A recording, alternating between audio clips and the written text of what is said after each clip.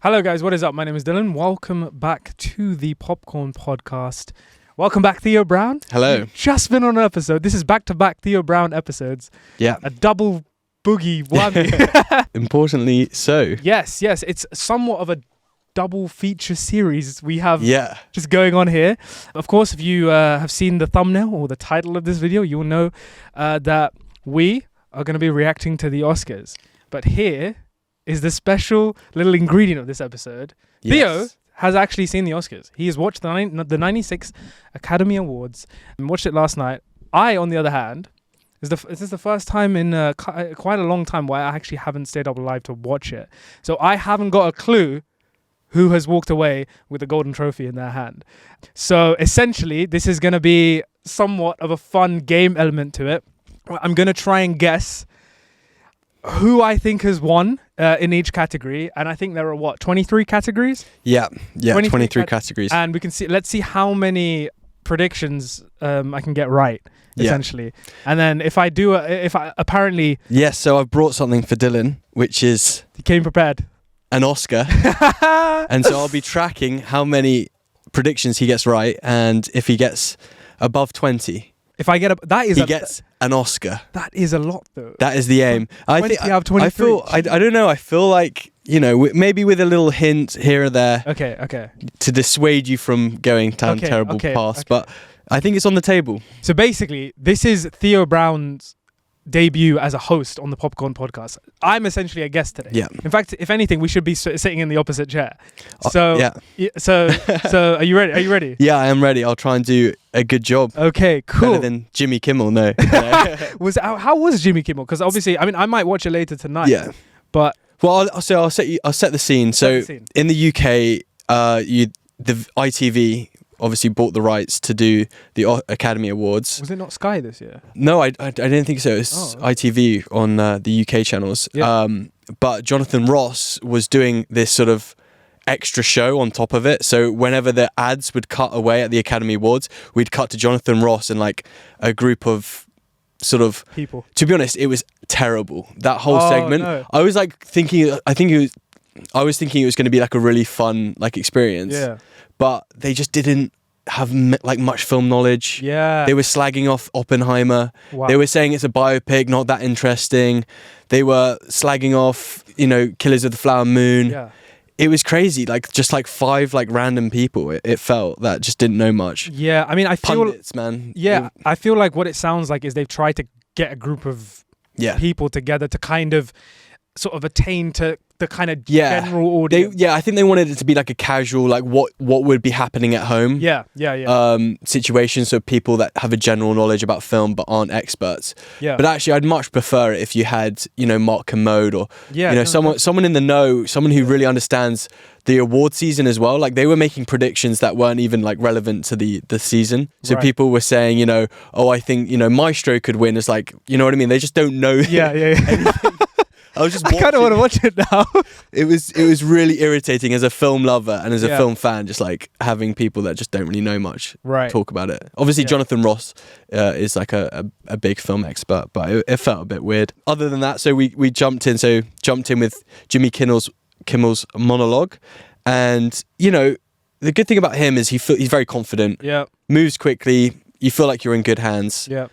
He made some decent jokes. He's a safe choice. Yeah, he's a safe. He addressed the Greta Gerwig snub, and he said, and everyone was clapping, but he was like, "Well, you guys were the one who voted." And it's so funny to see everyone be put on it. But I think he also made the joke that Margot and Ryan won the genetic lottery, so it's fine. Yeah, everything's gonna be okay. They're beautiful people. Yeah, and they're billionaires now from Barbie. Yeah, at least one of them is. Yeah. Well, exactly. And then he did make. I'll just tell you a little bit, just because I know you're going to watch it tonight, but just for the viewers, he did make a joke about RDJ and drugs. Oh my and God. It reminded me of the interview. RDJ was he tapped his nose. He was like, "Is that on the nose or is that a drug motion?" And then he was move it on. And I was thinking of the Channel 4 thing. Channel 4 move it on. Yeah. Your legs jumping. Yeah. Have you seen that guy do the Tarantino interview? Oh, yeah. He's just I'm not your slave and you're not my master. Remember? So that was a little bit uncomfortable. I hate seeing Robert Downey Jr. like that as well. I much prefer it when he's like all happy. But yeah, that moved on. And then there was, generally, we can mention the other bits as we go down the go down the order. So I was thinking going through the Academy's order as it went through. Let's do that then. Okay. During the night. So first category. First category. Hit me. Actress in a supporting role. Okay. And nominees. Firstly, they did this really weird thing, which I didn't like, but it's just super weird. So what they did was they had 5 previous winners, like behind these big murals of themselves, and then they lifted up and they walked out. That's what they used to do. That's what they used to do in like the early 2010s. They used to have like the previous winners come out, and then one of them would announce it. Yeah, so they had the 5 winners behind these murals, and then they sort of revealed them, and they walked out on stage, and it looked like the most like bizarre like sci-fi like like Hunger Games situation. Yeah, like all these like weird visuals and stuff, and then each person individually chose a nominee, one of the nominees to like talk about. Yeah. But they didn't show. Please don't tell me that was the entire night. No, they only for the acting. Only for the acting. But I was worried. It was the first one. I was like, oh my god, if this is the entire night. Yeah. And then it was just that thing of like they just like were really like sycophantic. Well, it's kind of mean, but they were so like praising of the nominee. But each person got their own individual praise. I was just like, oh come on. It's the first award of the night. Okay. Yeah, exactly. So what is this? Supporting actress in a supporting role? Right? Yes. Yeah. I think I already know who it's going to, but you can read the nominations if you. Yeah. So we got Divine Joy Randolph. Yep. Emily Blunt, Danielle Brooks, America Ferrera, and Jodie Foster. Right, that's going to Divine Joy Randolph, 100%. 100%. Oh, there we go. That's first of the night. Let's go. Okay. One for one. Yeah, solid speech. It was pretty obvious. She was sweeping. Yeah. She's very funny. She thanked God, and she thanked her publicist, which you're not usually meant to do apparently, but she was like, oh, they're great at their job, so that was funny. Okay, and then the next thing the Academy did was they had the people announcing the awards do 2 in a row to speed things up. So it was an animated short and animated feature film. Right. Okay. So they did them together, which I thought was a good idea as well. Okay, cool. So animated short, can you please remind me? So I don't think I've seen any of them. War is Over, inspired by the music of John and Yoko. Letter to a Pig, 95 Senses, Our Uniform, and Factum. Okay, I'm going to go with Letter to a Pig. No, I don't even. Okay, what was it? Okay, War is Over. War is Over. Yeah. Okay, shit. And it was funny. The guy mentioned Mother's Day in the UK, and so he got everyone in the audience to say Happy Mother's Day to Yoko Ono, who was part of his documentary. Nice. So nice. And that was kind of nice to have the British influence apparently. Yeah. And then so we now have animated feature film. All right. Okay. I think I know what this is going to. Okay. I think it's going to go to The Boy and the Heron. You would be correct. Okay, cool. Even though I think like Spider-Verse is definitely... I was super surprised by that. I mean, I wasn't surprised because it was winning the majority, but if it was my personal pick, I feel like Spider-Verse probably would have taken it, but yeah. It was a no-show from Miyazaki. Yeah, of course, as expected. Next category. Okay, so the next 2 would be writing original screenplay and adapted screenplay. So let's start with original. Okay, nominations. The Holdovers, Maestro, May December, Past Lives, and Anatomy of a Fool.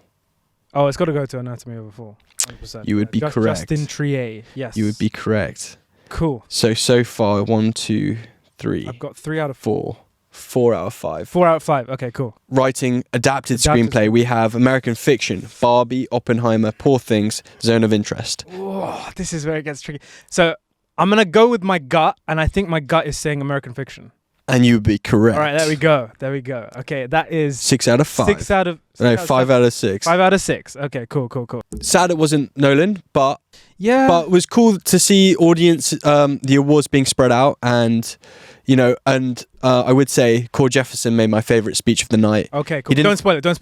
I'm gonna watch it. Yeah, I mean, I think if there was an award that American Fiction was gonna win, I don't know if it's won anything else, but it was gonna be adapted screenplay for sure. Yeah. It's the kind of vibe the Academy likes, I guess. So yeah, not surprised with that win at all. So yeah. Perfect. Okay, so next three categories, they kind of all fall into a similar sort of realm, which is makeup and hairstyling, production design, and costume design. Okay. So let's start with makeup. Let's do makeup. Should I read the... Yeah. So we've got Golda, Maestro, Oppenheimer, Society of the Snow, and Poor Things. Oh, I'm going to go with Poor Things on this. Okay, yeah. You would be correct. Okay, cool. Yeah. Poor Things, yeah. Yeah. Let's go sing. Yeah, it was the only Maestro snub there could have been. But yeah, it's fair to say that Maestro was... I feel like though if they gave Maestro the makeup... Well, it's weird. The betting odds were all like massively in favour of Maestro. Oh, they really? thought it was going to win. It had been doing quite well in that category throughout the season. So yeah, Poor Things. Production design. So we got Barbie, Killers of the Flower Moon, Napoleon, Oppenheimer, and Poor Things. Oh, I think it's between Barbie and Poor Things. Oh, I want to say Poor Things. Could it go to Barbie? I'm sticking with my gut. It's Poor Things. And you would be correct. Okay, cool. So Poor 7 Things. Out of 8. Here we go. All right. We now have costume design.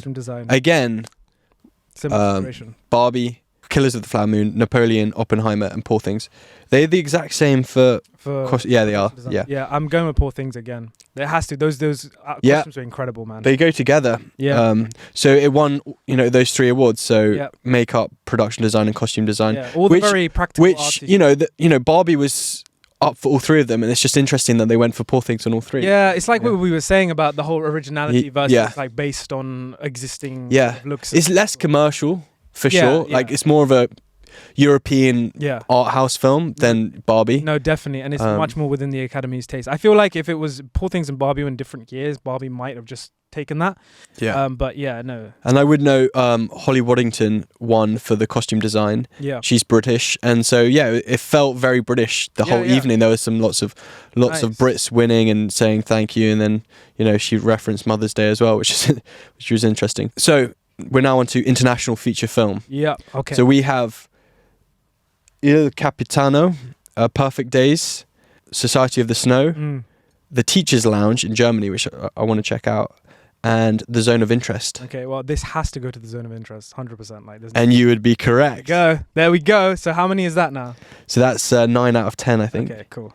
And so the thing about this was Glazer was a bit nervous, but great speech. He mentioned Israel Gaza. He didn't take a side with either side, but he just said like his film was about the dehumanization of the other side, and he said this is a film about that, and therefore we need to sort of like make sure that we don't dehumanize the other side in whatever the conflict, which I thought was really powerful, and it was a really good moment because you have the whole Barbie situation, you have like Ryan Gosling singing on stage, but you also have these amazing speeches and like solid artists like giving good work. And I feel like that's kind of what makes a good award show is the balance of like the humor and the funny moments, but also the awards going to the right people and them being grateful and exactly and So I thought that was a really good balance. And then we have now actor in a supporting role. Okay. So I'll read out the nominations: Mark Ruffalo, Ryan Gosling, Robert Downey Jr., Sterling K. Brown, and RDJ. Okay. Well, I just want to say if Ryan Gosling wins this, I will die. He won't win. It's gotta be RDJ, man. There we go. Yeah, I mean, he has basically... It was happening. Yeah. He was very relaxed. This is the thing. We were so excited to see him like finally win an Oscar, but because he was sweeping the whole award season, he was like pretty blasé when he actually got the Oscar. Yeah. And it wasn't like a Matthew McConaughey speech where it's like, wow, this is a big moment. It was more funny. He thanked his terrible childhood. I would have assumed he would have accepted the Oscar not too dissimilar to how Tony Stark would have just kind of come on stage suave. Yeah, it was exactly. And then say your line and then I don't know why I was expecting something bigger, but he said he thanked his childhood and the Academy, and then he said in that order. I thought that was quite funny. Yeah, well deserved. Yeah, I felt so. Visual effects. So we have Guardians, Mission Impossible, Napoleon, The Creator, and Godzilla -1. Gosh, this is one I want to say. I don't think it's Guardians. I don't think the thing is Who's it between? See, this is the thing. So Godzilla -1, it was made on a budget of $15 million, right? The CGI looked fantastic for that budget. But I don't know if it's a question of because of that, they'll give it to that film, or if it is literally you are comparing films as if they were all of the same budget. So I want to say my guess is going to be the creator. And you would be wrong. Oh! It was Godzilla minus No one. way! Oh shit! No, it was amazing. It was amazing that it went. Because they weren't nominated for a BAFTA. Oh my god! I'm so happy about that. Yeah. I'll lose a point for Godzilla minus one. That's incredible. Yeah. That that's like a statement. That was like the biggest. Well, it felt in my mind the biggest like zag, which was really great, and it was quite funny. It was a very long speech, and I couldn't understand a thing. He was reading, he's a Japanese guy. He was reading from his paper, but the audience were behind him, which was nice. Yeah. So the next one was film editing. Oh, okay. So we have Anatomy of a Fall, Oppenheimer, The Holdovers, Killers of the Flower Moon, and Poor Things. So I think it's between our two leading ladies, Jennifer Lame and Thelma Schumacher. Oh gosh, is it Killers or is it Oppenheimer? Are you going to give it to one of the GOATs, or are you going to give it to someone who literally had an almost impossible task of condensing that amount of information into 3 hours? Oh my gosh.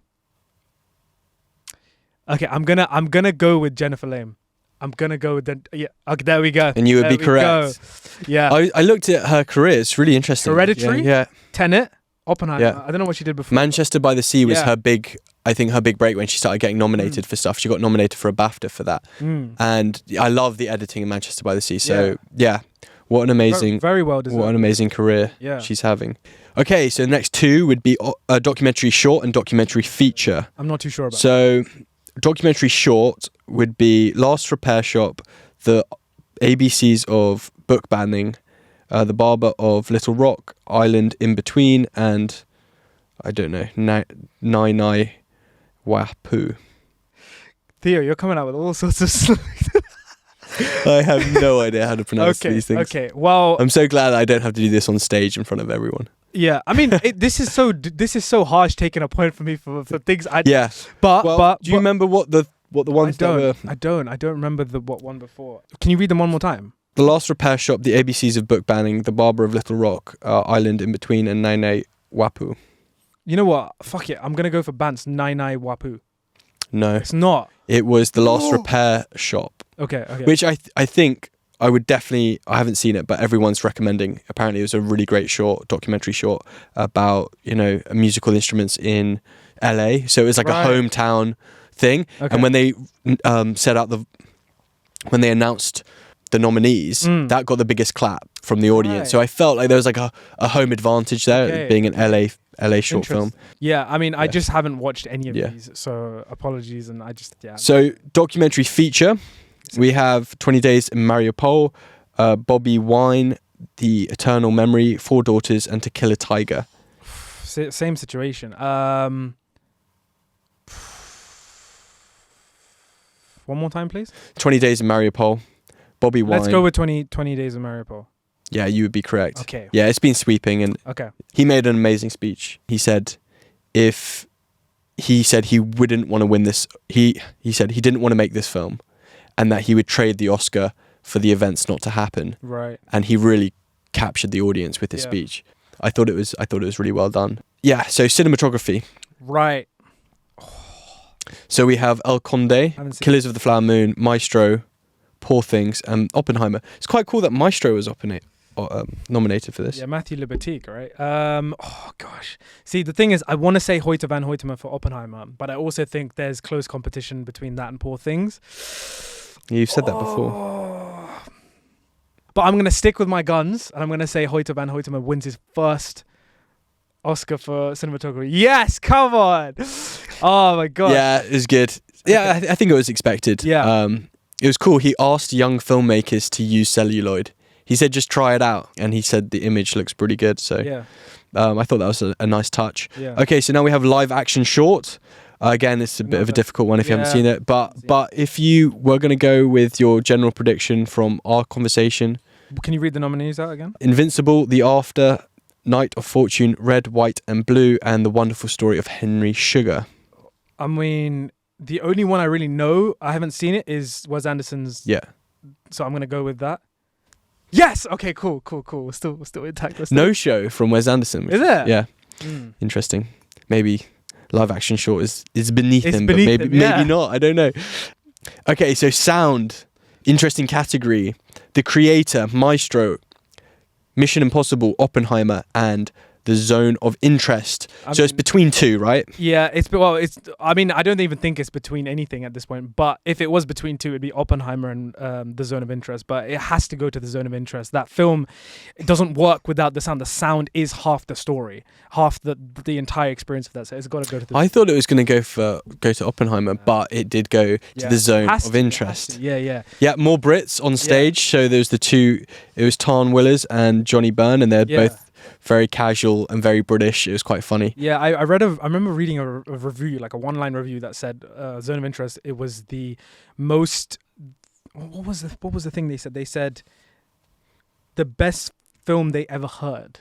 Or the most horrific film they ever heard. Something along those lines, or pun on words or whatever. But yeah, it does really... It was deserving. Yeah, for sure. And again, it was really nice to just have things spread out. Not everything was Oppenheimer this year. Like, Poor Things got a lot of love. Zone of Interest. Everything was Oppenheimer this year. Interesting. Okay. Well, I'll take the clues I can get, but... Okay. Well, you've already seen, like, Poor Things won loads of the design awards and stuff. Yeah, design awards, yeah. Music, original score. Okay. So we've got American Fiction, which was trash. Indiana Jones and the Dial of Probably Destiny. a biased host. Killers of the Flower Moon and Poor Things and Oppenheimer. Okay, well, I think all of them are... I mean, I didn't love the American Fiction score, but all of them are... It's a pretty strong category this year. I would have thrown in... Spider-Verse should have been in there. 100%. I would have thrown Spider-Verse. That was my biggest snub this year. You could have thrown in, like, a few others instead of American Fiction. Yeah, definitely. But Robbie Richardson on Killers of the Flower Moon, the last score he did before he passed away, that was great. But it's got to go to Ludwig Göransson. He's got to pick up his second. Yeah. 100%. Yes! Big win. Was that his second? Because he won for Black Panther. Okay. So. But that is the first Christopher Nolan film that has won Best Score. How incredible is that? That's massive. Astounding. Like, that's insane. He produces some of the best scores. Some of the best scores we've ever heard. Yeah. He's only winning Best Score. This just shows, like, I'm so glad there's been a shift to give, Chris Nolan the respect that he deserves. Right. I'll take another clue. Okay. All right. So, music, original song. I don't want to give any more clues away. Okay. I think you're on like 16 out of 18 or something. I think I've got 3 wrong. So I can't get another one wrong. Okay, we'll have to calculate them at the end. Okay. Original song, we have The Fire Inside, I'm Just Ken, It Never Went Away, and What Was I Made For? Right. And there's one called A Song for My People from Killers of the Flower Moon. Yeah. So... I swear to God, if I lose this game because I'm Just Ken has won, this will be hilarious. But I think it would be hilarious if I'm Just Ken won. I really want to see Ryan Gosling do the performance, but I think it's got to go to Billie Eilish for What Was I Made For? There we go. Yeah, it's got to go. That's her second Oscar because she won for No Time to Die. Yeah. As well, right. So yeah. Yeah, it was. She gave an amazing performance at the show. Very slow, but it was. It kept cutting away to people in the audience, and like people were like getting emotional about tearing it. Up, yeah. Yeah, it's quite funny. Wow. All right, so we have now actor in a leading role. All right. We got Bradley Cooper. Okay. Coleman Domingo. Paul Giamatti. Yep. Jeffrey Wright. Yep. And Cillian Murphy. Ooh. Jimmy Kimmel made a funny joke. He said... Okay. So I wanted to go to Cillian, and... Yeah, I wanted to go to Cillian. I think he's got the best chance. Do I think there's a chance that Paul Giamatti might come in last minute and take it? A small one, but I'm going to stick. But theory will only take you so far. Dylan. Cillian Murphy. Can you hear the music? Cillian Murphy's got this. He has to. Just tell me I'm right. Yes! You're right. He went up on stage and because there were 5 people up on stage doing the thing, he like shook everyone's hand individually. And it was quite funny. Just like, he's so polite about everything. Yeah, it was really good. How incredible, man. I'm so happy for him. Yeah. Okay, so now we have directing. and Spielberg was there to hand the award. Wow. Which is a big moment for whoever wins. That is okay. Yeah. Okay. So we have Anatomy of a Fall. Yep. Justin Triet, Martin Scorsese, Yorgos Lanthimos. Yep. Jimmy Kimmel made a funny joke about that. He said Yorgos is the best. I can't remember what he said. It's just weird. Jonathan Glazer and Christopher Nolan. Right. So this is almost like, I mean, it's got to go to Christopher Nolan. I mean, I can't wait to get home and just watch this if this is correct. I sure hope it is, because Spielberg is my favorite director, but Nolan is the one in my teenage years that kind of opened me up to the possibility of cinema. So to see like Spielberg present Nolan with that award, I might cry later when I go check this out. But my guess is Christopher Nolan has won this. And tell me I'm right, please. You would be correct. Yes. Spielberg handed him the Oscar. Time. Oh my God. It was a really good moment, actually. Handing him the torch, basically. Yes. And Christopher Nolan said that, film has only been around for 100 years. Yeah. And therefore, painting and other art forms, have much longer time. So there's still so much to do with film. Yeah. And he's just glad that he's recognized along that journey of filmmaking. Oh, I'm so happy. And it was pretty cool. My God, he's finally got it. He's finally won the Oscar. Yeah, it was a good moment. Oh, man. Okay, so now we have actress in a leading role. Oh. We have Annette Bening, Lily Gladstone, Sandra Hüller, Carey Mulligan, and Emma Stone. Oh my gosh. I mean, who's it between? I've said it so many times on the pod before, but it's between the Stones. It's between Lily Gladstone and between Emma Stone. I just don't, because last year, Michelle Yeoh, Cate Blanchett, feel like it's a similar situation. I don't know. I feel like I was so strong on Lily Gladstone before. And I feel like, this will be the one, by the way, that you'll win the Oscar or not if you get this wrong. Yeah, I mean, if I lose a point, I've lost, right? So you have to get this one right, man. Oh my God. Oh gosh. Oh my God. You know what? I'm gonna go with Emma Stone. I'm gonna go with Emma Stone. I think it's maybe Emma Stone, but I think I'm wrong. Your final answer? I think. I don't know. I think I might be wrong, but let's just go with Emma Stone. I think maybe. Okay. So you're locking that answer in? Fuck, man. You can't ask me these questions. No, I'm just confirming. Are you locking that answer in? Just confirm it or not. Okay, yeah, okay, fuck it. I'm going to go with Emma Stone. Okay. And you would be correct. Oh my, they actually gave it to her. Oh my God. Mate, she was so shocked. She looked shocked. But she went on stage. Her dress was slightly broken. She said, "Oh, my dress was broken from I'm Just Ken." She actually got her second Oscar. Yeah. Wow. I mean, I'm sad for Lily Gladstone. She shared it with Lily Gladstone. Yeah. She kind of got on stage. She said, "I'm sort of sharing this with you." I mean, I'm sad for Lily Gladstone, but at the same time, really happy for Emma Stone. Like, she's one of my favorite actresses, and I think her performance as Bella Baxter is her best. They're both deserving. They're both deserving. Exactly. And it's just a shame that there has to be a winner. If they weren't in the same year, they would have cleaned up in any other. To be honest, they're all they were all deserving. Like Carey Mulligan was deserving, and Sandra Hüller was deserving. So actually, really tough. At this point, it doesn't really matter. But yeah, the fact they went for Emma Stone. Well, I can't believe I got that right. Gladstone. Right, and also it does also make you think about the point that people make about diversity. And actually, I don't think the Academy are that they don't always go for the most diverse option, because people like to say that, but I don't think they always do. If you think about Anthony Hopkins winning, and who is the one from last year which they thought was a bit weird? Cate Blanchett, Michelle Yeoh. Yeah, but they gave it to Michelle Yeoh. But it was Jamie Lee Curtis who won for supporting. And people thought that was like a really bad win. No, but I thought that was a bad win. Not even because of the diversity, no. Because I thought she wasn't the best. No, agreed. Yeah. But it's always interesting, it's weird. Yeah, that category is weird. I don't know what happened there, but yeah, no. I thought Jamie Lee Curtis gave a better performance in The Bear than she did in Everything Everywhere. But The Bear was amazing. But no, I'm really happy for Emma Stone, and I'm a bit sad for Lily Gladstone, but she's clearly gonna have an incredible career ahead of her. What she does, and like what she's been able to do in this award season with Killers of the Flower Moon is just incredible. So it looks like, my prediction is, it looks like Killers hasn't got anything this year, which is Okay, so now we're on to so Killers and Maestro, unless they win Best Picture, were snubbed. Well, yeah. Well, we'll see. Well, Killers was, but we won't go into the Maestro debate, right?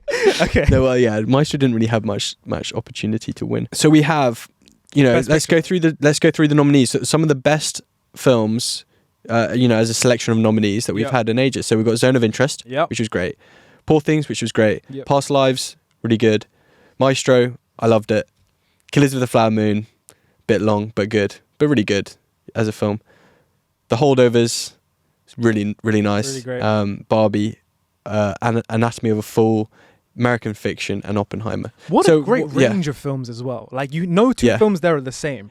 Maestro and Oppenheimer are by a range of genres, different, like super range of genres, and like they all like are very high quality within their genre. Within their genres, exactly. So Nolan's got to clean up, man. He has to. It has to go. I mean, it has to go to Oppenheimer. Do I think what's the other film in this category that could take it? Potentially Poor Things, I would say, is a second there. But I mean, I'm gonna stick with my guns, and I'm gonna go my gut. I'm gonna stick with my gut, and I'm gonna go with Oppenheimer. And you would be correct. Woo! Yes. So, which ones did you get wrong? You got short. Hang on.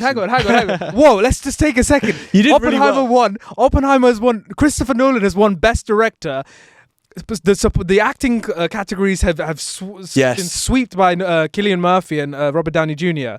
And Hoytman won Best editing, cinematography. How many is that? Wait. So Nolan, Cillian Murphy, Hoytman, Robert Downey Jr., Jennifer Lame, Ludwig Göransson. That's 6, and Best Picture. Best Picture 7. Wow. Yeah. Not bad. Big. Yeah. And it was nice because he got to do his speech for Best Director, and then Emma Thomas gets to do the speech for Best Picture, and it's just a really nice combo. Yeah, for sure. So I'm so happy. It was a good year. I mean, not a whole lot of surprises this year. I always say. Okay, so let's go through because you actually made some, bold decisions. I can't believe I got Emma Stone. I'm just saying. I was saying Lily Gladstone. You got the biggest zags as well. So you got, Boy and the Heron, which was a zag. Oh, you didn't get Godzilla -1. No. But, those are the 3 big zags I felt, which was Boy and the Heron, Godzilla -1. I still feel like Emma Boy Stone. and the Heron was probably going to win, but Yeah, and Emma Stone. So those are the ones that were most up for grabs, and then also makeup and production design. Yeah. So how many have I not got right? So 3. So I made it. I made it. You got 20 out of 23. Oh, I get the Oscar. You get the Oscar. Can I get the Oscar like Emma Stone? Thank you. and you got to do your speech. I just want to thank everyone who's stuck with me on this 2-episode Oscar journey. And honestly, for the entire podcast from last year, because we all... And you got to thank the Academy as well. I want to thank the Academy of Panwa, Mickey and Theo for believing in me. And thank you guys. It's been an incredible night.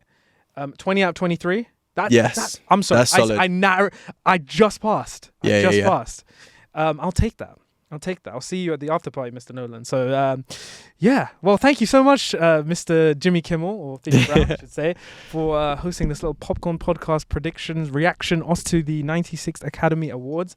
It's been great to have you on this little 2-part series here. It's been good. Yes, until next year. It's been good. It's been a good selection of films. I'm happy this year with generally the climate and the kind of landscape of films this year. So it's been a great year. It's been awesome, a great year in film, and I can't wait to talk about more films for the remainder of this year. But guys, thank you so much for watching and listening.